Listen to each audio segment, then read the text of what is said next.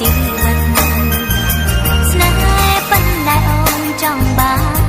ក៏លែងយ៉ាងសំតាមប្រាថ្នាស្រឡាញ់ស្មងស្មោះមិនភ្លេចសន្យារដែលការីចាំមិនភ្លេចភាសាស្នេហាបងកាន់ដៃអូនតាមឆ្នេរជលសាត្រសមិនចាំចិនស្នេហាអូនវិចារស្ងួនអូននៅចាំចងមានស្ងួនថាអូនសំខាន់តែមួយ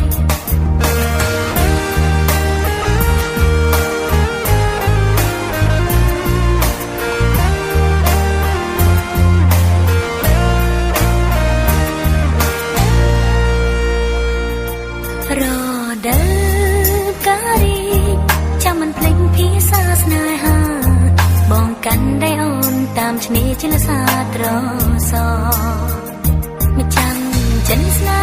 ហាអូនវិចារស្ងួនអូននៅចាំចងវាស្ងួនថាអូនសំខាន់តែមួយបេះដូងរំជួលសប្បាយសែនរីករាយទទួលស្នេហាបានបងជាគូវាសនារួមជីវិតស្នេហ៍ប៉ុណ្ណែអូនចង់បានក៏លែងយ៉ាងសំតាមប្រាថ្នាស្រឡាញ់ស្មងស្មោះមិនភ្លេចសន្យារដែលការីចាំមិនភ្លេចភាសាស្នេហាបងកាន់ដៃអូនតាមឆ្នេរជលសាត្រសមិនចាំចិនស្នេ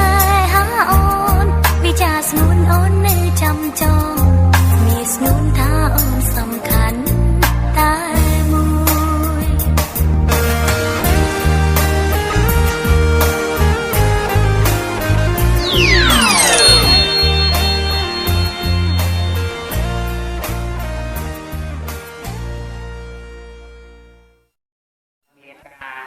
និយាយស្ដីទៅការលើកខ្វាក់ដោយលក្ខណៈណាក៏សូមខន្តីតែពេកទុកព្រោះនៅក្នុងឱកាសនេះខ្ញុំបាទសូមជម្រាបដល់ជីដូនជីតាខាងកុកប្រុស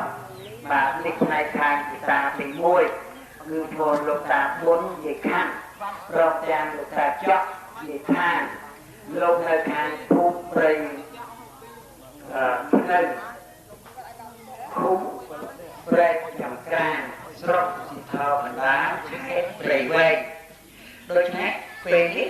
គាត់បានរៀបចំចេញពីផ្ទះស្បែកមកគឺមានលោករុះបែរតែធម្មតាឥឡូវគាត់បានជឿដល់គាត់ក៏សប្បាយរីករាយក្នុងការរៀបចំណាស់នៅក្នុងឱកាសនេះមានទាំងពីចេញទុំនំផ្អែមប្រពៃស្រុកឡើងមកស្រុកគ្រប់មានទាំងដងឡើយចាក់ចាំនៅរំក្នុងទីនេះផងក៏ដូច្នេះសូមជម្រាបថាមេត្តាបិតាខាងកូនស្រីក្នុងភូមិវាលធំដែលភូមិជាបញ្ញាអង្គនេះមានលោកខាងស្រីប្រកយ៉ាងស្រីជាសវណ្ណតែមានតាបិតាការវិញឯងមានតាបិតាទី1គឺមានលោកជាជាងចំណាយខាងតាអបក៏បានរៀបដាក់លោកសុខទៅហើយក៏ប៉ុន្តែនៅគេជាយកគេពុកពុករបស់គាត់នឹងល្អប្រកសុខាក៏អត់ដល់ដល់ណា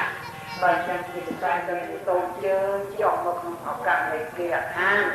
ខាងកោទេភូមិវាធំនេះលោកបានរៀបចំតាំងពីមានយ៉ាងថងរងជាបាយស្រីត្រឹមទាំងពុតខហើយលែជឿចាក់មិនក៏ចាក់បាយស្រីកខានរៀបចំគូលើកយកគំរូសម្រាប់ដល់កូនស្រីតាំងពីលក្ខណៈមួយថាបើគិតយ៉ាងលេងវិញនៅក្នុងកម្មវិធីរៀបចំជីថ្ងៃនេះចាក់បរាណគេហៅលេងលេងរីទី